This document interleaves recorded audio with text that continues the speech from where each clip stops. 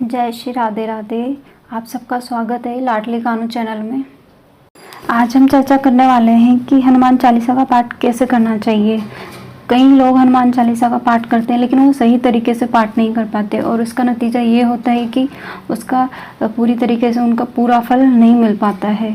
हनुमान जी 7 चिरंजीवियों में से एक चिरंजीवी है और वो कलयुग में साक्षात प्रकट रूप में रहते हैं और अपने भक्तों पर समय समय पर वो कृपा करते रहते हैं। कई सारे भक्त लोग हनुमान जी की कृपा प्राप्त करने के लिए हनुमान चालीसा का पाठ करते हैं लेकिन वो हनुमान चालीसा का पाठ प्रॉपर तरीके से नहीं कर पाते और इस कारण से उन्हें पूरे फल की प्राप्ति नहीं हो पाती है। चालीसा का पाठ करते वक्त हमें इन विशेष बातों का ध्यान रखना चाहिए। पहला तो हमें उनका चित्रपट सामने रख लेना चाहिए और तिलक लगाना है, भोग प्रसादी अर्पित कर देनी है और दिया जला देना है। उसके बाद हमें आसन पर बैठ के पाठ करना स्टार्ट करना है। आसन हमेशा अपना ही होना चाहिए, किसी दूसरे का यूज़ नहीं करना चाहिए। कई लोग हनुमान चालीसा का पाठ इस तरह से करते हैं जैसे कोई एक्सप्रेस ट्रेन चल रही हो, ना तो उनको खुद को समझ आता है और जिनको सुना रहे ना उनको समझ में आता है और अंत में क्या होता है कि कोई फल उनको प्राप्त नहीं होता है। सबसे बेस्ट तरीका है हनुमान चालीसा का पाठ करने का कि उनके ही कुछ नाम उनको सुनाए जाए। ये 5 भी हो सकते हैं, 7 या 11 की संख्या में हो सकते हैं। हनुमान जी अपनी शक्तियाँ भूले हुए रहते हैं, अतः हमें ऐसे नामों का चूज़ करना है जिससे कि उनको अपनी शक्तियों का याद आ जाए और इसके बाद हमें राम नाम का कम से कम 1 मिनट तक कीर्तन करना है। उस कीर्तन के बाद ही हमें पाठ स्टार्ट करना है और पाठ स्टार्ट करते वक्त हमें प्रत्येक लाइन को विजुअलाइज करना है, देखते हुए बोल बोल के करना है। जैसे कि एक लाइन में बोल के बताती हूँ, जैसे राम लखन सीता मन बसिया।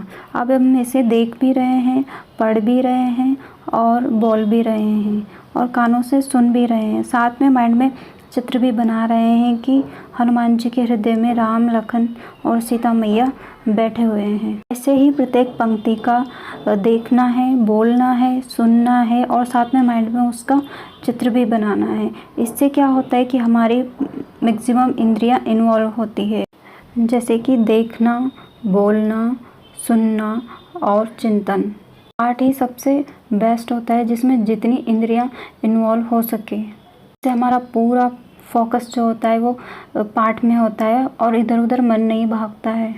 अगर हम ऐसे पाठ करेंगे तो हमारा डायरेक्ट कनेक्शन हनुमान जी से होगा और वो जल्दी ही प्रसन्न हो जाएंगे। लास्ट में जब हम पाठ समाप्त करेंगे तब भी हमको लगभग 1 मिनट का कम से कम राम नाम का कीर्तन करना चाहिए, क्योंकि राम नाम सुनबे को रसिया।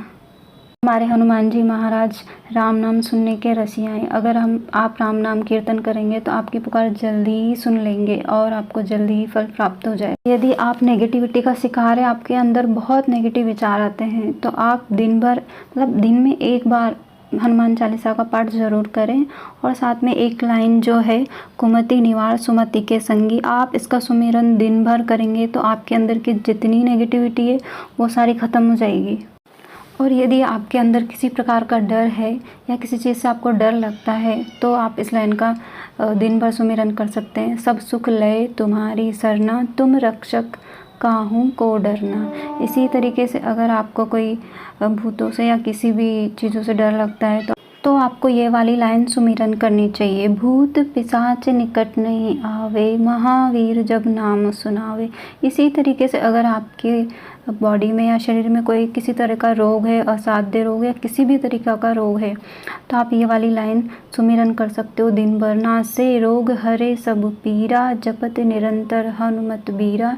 ये लाइन इतनी चमत्कारिक है कि मैं क्या बताऊं कि आप इसको प्रयोग करके देख सकते हो। अगर किसी को किसी भी तरह का शरीर से संबंधित कोई कष्ट है, बीमारी है, कितना भी असाध्य हो जो डॉक्टर से ठीक नहीं हो रहा है, वो भी इस लाइन के दिन भर सुमिरन करने से ख़त्म हो जाता।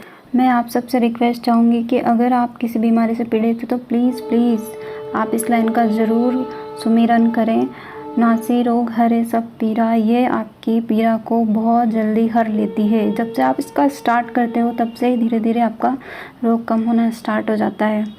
वैसे तो हमें कोई भी पाठ करें, हनुमान चालीसा का हुआ या कोई सा भी पाठ हुआ, हमें कोई कामना लेकर नहीं करना चाहिए, बिना निष्काम भाव से करना चाहिए। क्योंकि कामना से हम जब पाठ करते हैं ना तो ईश्वर क्या होता है, हमारी कामना पूरी करते हैं और फिर हमसे फ्री हो जाते हैं। लेकिन हम विदाउट कामना से करके हम कोई पाठ करते हैं तो वो हमेशा हमारे साथ रहते हैं, हमारे हर सुख दुख में हमारा साथ निभाते हैं, इसलिए हमें बिना कामना से ही करना चाहिए पाठ जो भी करें।